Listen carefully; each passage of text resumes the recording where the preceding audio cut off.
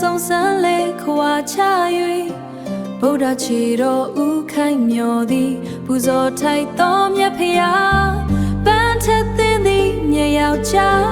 ကျဲစင်သိမ့်သံရောင်ပြတန်းလျင်ဗုဒ္ဓခြေတော်ဥခိုင်မျောသည်ပူဇော်ထိုက်သောမြတ်ဖျားဖျားပူဇော်ထိုက်သောဖရာသိမ့်သံငွေနှင့်ဖြူသံရှင်းလေ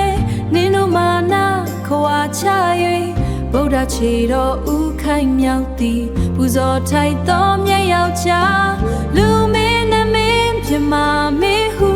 မင်းတို့သိမ့်သံဘုံမျက်နှာလေဗုဒ္ဓခြေတော်ဥခိုင်မြောက်သည်ပူဇော်ထိုက်သောမြတ်ယောက်ျားနန်းထဝင်းသည်မြတ်ယောက်ျားတမတန်ဗုဒ္ဓပန်းတို့စကားတစင်ကြ၍တရားသိသည်မဟုတ်လေငတ်တို့အပြောထိုသဘော၌မနှောကြသည်မဟုတ်လေမနှောကြသည်မဟုတ်လေပြမလူနဲ့သင်ချ၍တတ်သိခဲ့သည်မဟုတ်လေဒုက္ခသမုဒယနိရောဓမဂ္ဂသစ္စာလေးတန်ဓမ္မခံကိုတရားအပိညာကိုယ်တိုင်သာဟုကောင်းစွာသိခဲ့မြတ်ဖရာပြမလူနဲ့ဥညွတ်တော်ပြမတန်ဗုဒ္ဓဂုဏတော်ပွားသာသနာနေတာညီယူဝေလေတော်ဌာန၌